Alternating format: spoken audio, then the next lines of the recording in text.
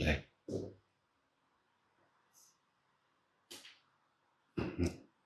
ทีนี้ทิศยั่งอยู่เนาะคารวันเขาเผาจะอยู่ในแบบนี้ไหมวันตายแต่โดนแล้วยั่งอยู่แบบนี้หรือเหมือนวิญญาณมาเดินตัวจริงนี่บ่หรือวิญญาณตัวจริงอยู่เนาะวันตายแต่โดนแล้วจะลืมล่ะ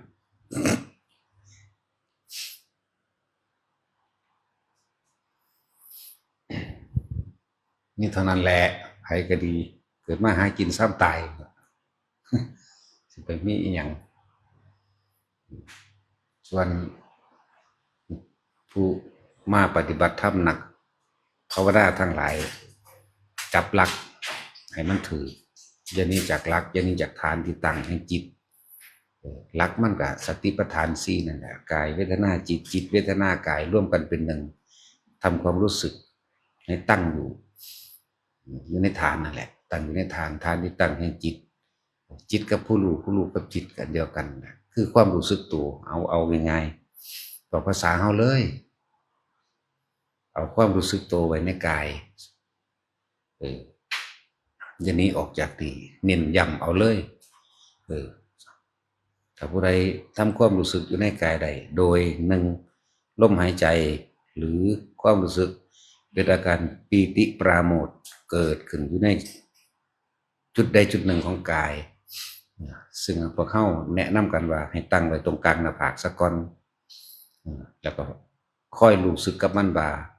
มันเคลื่อนไปกลางหัวมันกลางอกมันหน้าท้องหรือว่าในลิ้นปีหรือท้องมันจะเคลื่อนไปแบบใดก็จังมันหลักมันคืออย่าหนีออกจากหลักแห่งกายหรือเลื่อนแห่งกายจึงเรียกว่าสติปัฏฐานตั้งมันตั้งไว้กายเวทนานี่เห็นบ่กายแล้วก็เวทนาหมายถึงเอาความรู้สึกอันเป็นอุเบกขาหรือที่ว่านิ่มๆน่วงๆไปนั่นแหละจริงว่าปีติปราโมทย์ละอันนั้นอันเกิดจากการเพ่งอยู่ในฌานเจริญฌานทรงฌานจนว่ามันจิตตั้งมั่นมันรู้สึกโตในกายนี่แหละว่าจิตตั้งมั่นอยู่ในกายนี่แหละพยายามซ้ำๆคือพยายามอธิบายซ้ำๆทุกคนเกิดความเข้าใจในตนเองเด้ที่แบบเป็นยังคือบอกซ้ำๆซากๆบ่ซ้ำบ่ได้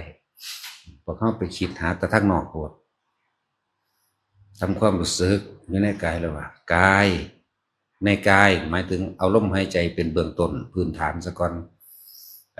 เมื่ออยู่กับลมหายใจกันแล้วเวทนาก็คือความรู้สึกเย็นในลมหายใจเข้าออกเอาเฉพาะในโพรงจมูกอย่าตามลมเข้าลมออกอยู่ในโพรงเลยเวทนาในเวทนาจึงเกิดความรู้สึกขึ้นอันหนึ่งตรงกลางหน้าผากนั่นเป็นอุเบกขาเวทนาแล้วเป็นอุเบกขาเชิญว่าเป็นผู้มีสติตั้งอยู่ในกายในเวทนาจิตก็คือรู้สึกนั่นแหละแต่ว่าโดยอาการของจิตคือการคิดการนึกความคิดปรุงแต่งนั่นแหละอาการของมันแต่ว่าเขาบ่คิดบ่นึกก็เลยเอาจิตในจิตเพื่อที่สิกำกับความรู้สึกให้เกิดในกายที่อื่นว่ากายเวทนาจิตเวทนากายเรียกว่าความรู้สึกตัวทั่วพร้อมตั้งอยู่ในฐานที่ตั้งของจิตก็คือกายความรู้สึกอันนี้ถ้าเราไปคิดถึงผู้อื่นบุคคลอื่นสัตว์อันอื่นเรื่องเล่าอื่นๆมันเกิดบ่ได้เด้มันไปปรุงไปแต่งไปนึกไปมโนภาพต่างๆสารพัดแล้วฉะนั้นถ้าเราทำความรู้สึกอยู่ในบางคนก็เกิดอยู่ในเฉพาะในโพรงจมูกมันบ่ไปอย่างอื่นคือเวลามันตั้งฐานจริงๆแล้วบางคนก็แน่นหนาอยู่ในลมในโพรงจมูกลมหายใจเลยบางคนก็แน่นหนาอยู่ในกลางหน้าผากกระดานหน้าผากเย็นลึกล้ำเข้าไปได้ในกระดานหน้าผากเลยบางคนก็ไปตั้งมั่นอยู่ตรงกลางหัวนิ่มๆนุ่งๆเนิบนาบบางคนก็ไปตั้งมั่นอยู่ตรงทำกลางระหว่างอกกว้าง เย็นนี่บ่แม่นเย็นแบบโลกสงบเย็นแบบบ่เป็นความรู้สึกแบบเย็นคือน้ำหรือน้ำแข็งแต่ว่ามีความรู้สึกว่าเย็นอยู่ในหันแหละเนี่ยคือรักมั่นคือจะหนีออกจากรักนี่ในความมั่นคงในสมาธิหรือสติปัฏฐานนั่นแหละมันตั้งอยู่ของมันจังซี่เฮ็ดจนเกิดความชินชำนาญในการรักษาความรู้สึกนี้ไว้รักษาไว้รักษาความรู้สึกไว้ถ้าความคิดมันออกไปหาผู้อื่นความรู้สึกนี่สิหายออกจากกายจึงใส่จิตในจิตหรือสตินั่นดึงกลับขึ้นมาหาลมซะก่อนแต่มันก็กลับขึ้นมาคือเก่าเอาจนกว่าว่าความรู้สึกนี่สิบ่หนีออกจากกายเสียเลยเพราะว่ามันสิเคลื่อนตรงหรือตรงกลางระหว่างหน้าผากก็ช่างบนหัวก็ช่างกลางอกก็ช่างในท้องง่อยก็ตามมันเคลื่อนไปเคลื่อนมาเคลื่อนมาเคลื่อนไปใน3-4จุดแบบนี้กะให้มั่นใจว่านี่คือความรู้สึกตัวในกายในกายก็ว่าเวทนาในเวทนาก็ว่าจิตในจิตก็ว่าเป็นความหมายเดียวกันนะจนเกิดความมั่นคงมั่นใจดีแล้วบัดนี้เฮาก็สิเบิ่งตอนเฮามีความรู้สึกอยู่ในกายนี่เด้อย่างไปตามถนนหนทางพระไปบิณฑบาตหรือเดินจงกรมตาก็เห็นทางเดินจงกรมนั่นแหละถ้าเป็นพระเดินจงกรมอยู่ความรู้สึกก็อยู่ในกายตาก็เห็นดินเห็นทางก้าวขาย่างไปก็หูว่าก้าวขาย่างไปซื่อๆเด้บ่ได้เข้าไปคิดนึกอีหยังเด้หรือไปบิณฑบาตก็ได้ยินเสียงรถก็ได้ยินเสียงแตรก็ได้ยินเสียงคนทะเลาะกันได้กลิ่นเขาปิ้งไก่ปิ้งปลาเสียงเขาเปิดเพลงตุ่มๆต่ำๆเสียงเขาทบเขาเสียงเขาต่อราคาสินค้ากันแต่ว่ามันบ่คิดบ่นึกความรู้สึกนี่ก็ออกจากกายบ่ได้เมื่อทุกคนก็ให้จับในหลักอันนี้เดียวกันนั่นแหละจนตาเห็นมันก็เลยเป็นตาเห็นรูปบุคคลสัตว์สิ่งของต้นไม้รถล่ามาแข่งสายพื้นเสาไฟเห็นคนผู้หญิงผู้ชายเด็กเล็กเด็กน้อยกับบ้านน้ำก็ไม่จิตหูได้ยินกับบ้านน้ำไม่จิตจมูกได้กลิ่นกับบ้านน้ำก็ไม่จิตลิ้นได้รสกับบ้านน้ำก็ไม่คิดรู้สึกทางกายกับบ้านน้ำก็ไม่คิดแม้กระทั่งเฮาเดินจงกรมที่นี่เฮาก็รู้สึกทั้งฝ่าเท้าฝ่าตีนเฮาเองบัดนี้ย่างไปบิณฑบาตบางที่ก็เหยียบหินโต๊ะก็แค่เอาออกนึงเด้บ่ได้ไปคิดจังอื่นเด้เหยียบน้ำตึกแค่รู้ว่าน้ำนั่นก็แค่เอาออกบ่ได้คิดนึกปรุงแต่งว่าไผเอามาดักกูนี่แบบนั้นแบบนี้คือบ่คิดออกเลยนั่นแหละแค่นั้นนี่เอิ้นว่าการเห็นโดยภายนอกกระทบภายนอกคือบุคคลสัตว์สิ่งของแม้กระทั่งกระทบทางกายเฮาเหยียบน้ำเฮาเหยียบก้อนหินจังซี่ก็รู้ซื่อๆบ่ได้คิดนึกปรุงแต่งต่อบัดนี้เมื่อชินชากับภายนอกแล้วชินชากับภายนอกหมายถึงเห็นแล้วก็บ่คิดบ่นึกความรู้สึกในกายเหมือนเดิมณจุดใดจุดหนึ่งเด้อต่อมาภายในคำว่าภายในภายนอกเนี่ยเฮาฮู้ว่านั่นบุคคลสัตว์สิ่งของเฮาฮู้ว่าต้นกำเนิดเสียงมาจากไสเขาเปิดเพลงเฮาฮู้ว่าเขาเปิดอยู่ตลาดกลิ่นเฮาก็ฮู้ว่ามันปิ้งไก่ปิ้งปลาอันนี้เฮาก็ฮู้แต่ว่าภายในบัดนี้เสียงที่หาผู้กำเนิดเสียงบ่ได้อย่างเช่นมีเสียงเปี้ยงออกมาเหมือนหัวระเบิดกระจังเหมือนเสียงวีดวิวเสียงกรีดกีดเสียงเหมือนกับคนห้องไห้เจ็บปวดโหยหวน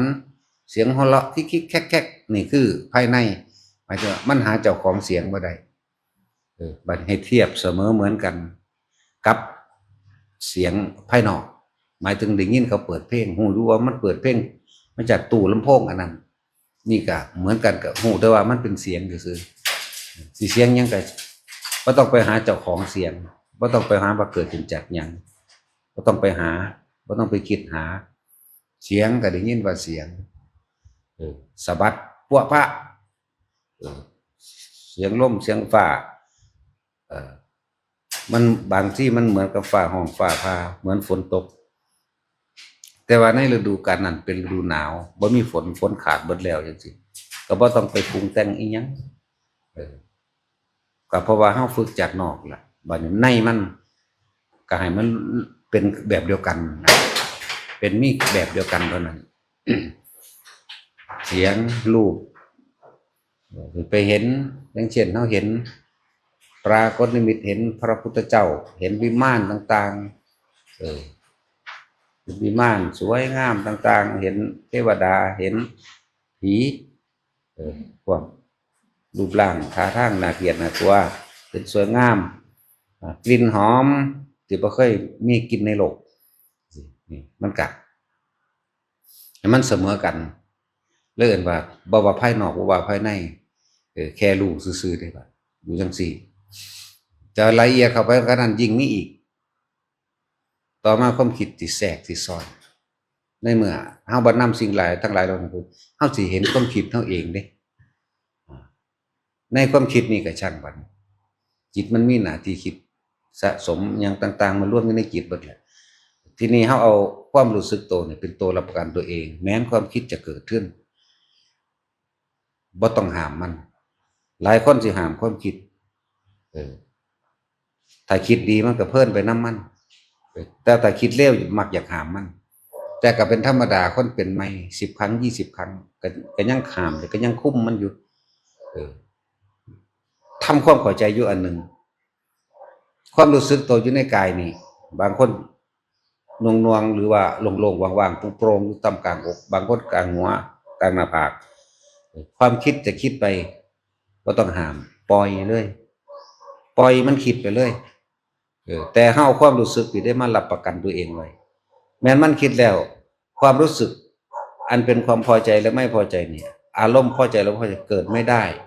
เพราะว่าเฮาสิเอาตัวนี้ตัวความรู้สึกในกายเฮาเป็นอุเบกขานี่ความอุเบกขาสิเป็นตัวรับประกันให้เฮาเองเข้าใจคำว่าความรู้สึกไม่พอใจกับคนนั้นผู้ใดก็เข้าใจดอกศูนย์โมโหสร้างมันดีใจกับคนนั้นนี่ความรู้สึกออกไปหาผู้อื่นเบิดไปทางตั้งอยู่นำผู้อื่นอาศัยผู้อื่นตั้งเพราะความคิดเจ้าของเองพอมีความพอใจเราก็พอใจอารมณ์ความรู้สึกเกิดแต่ว่าถ้าเฮาสังเกตความรู้สึกอยู่ในกายของเจ้าของเอง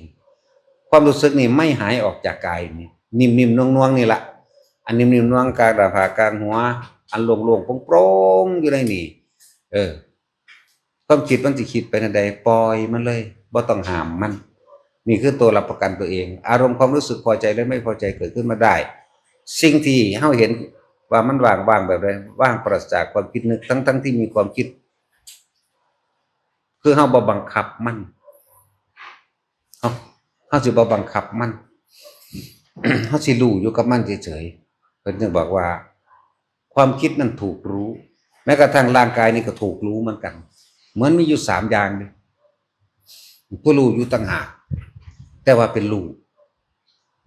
แปลว่าเป็นรู้อยู่ร่างกายก็ทำงานแบบใดมันก็รู้ในหั่นแหละร่างกายมีความรู้สึกแบบนี้มันก็รู้ความรู้สึกนวงๆทำกลางอกทำกลางหัวทำกลางหน้าผากความคิดก็คิดไปเหมือนกับ3อันเด้อเหมือนตัวรู้อยู่กลางๆแต่ว่าบ่เป็นตัวเป็นตนบ่ฮู้ว่ามันอยู่บางใดหรือเทียบว่าประมาณนี้ประมาณเหมือนกับอยู่ข้างๆเฮานี่แหละอันนี้มันเว้ายากอยู่แต่ว่ามันรู้เฉยๆมันเลยเป็นสักแต่ว่าเห็นได้ยินได้กลิ่นได้ลิ้มรสคือเฮากินข้าวนี่ก็ธรรมดารู้เผ็ดรู้ร้อนรู้หนาวคือกันอยู่เด้แต่ว่ามันบ่คิดบ่นึกปรุงต่อนะล่ะจิตไม่คิดไม่นึกนะความรู้สึกพอใจหรือไม่จะเกิดขึ้นไม่ได้เพิ่นเลยเอิ้นว่าเห็นความคิดได้แล้วสังขารูปเปกขาญาณอาสวะขยะก็สิ้นขาดไปพอเฮาบ่คิดนึกปรุงแต่งตามความคิดที่มันปรุงเป็นตัวนี้ละเอียดแล้วตัวนี้ตัวลึกๆตัวนี้ตัวละเอียดแล้วนั่นแหละเห็นความคิดที่มันคิดไปแต่ว่าเฮาบ่ไหลไปตามความคิดเฮาเอาความรู้สึกนี่ป้องกันไว้รับประกันตัวเองไว้อาสวะขยะอารมณ์ความรู้สึกที่ยังคล้องอยู่เกิดขึ้นไม่ได้พบรับนั่นแหละเห็นอยู่แค่นี้แหละเอาพอ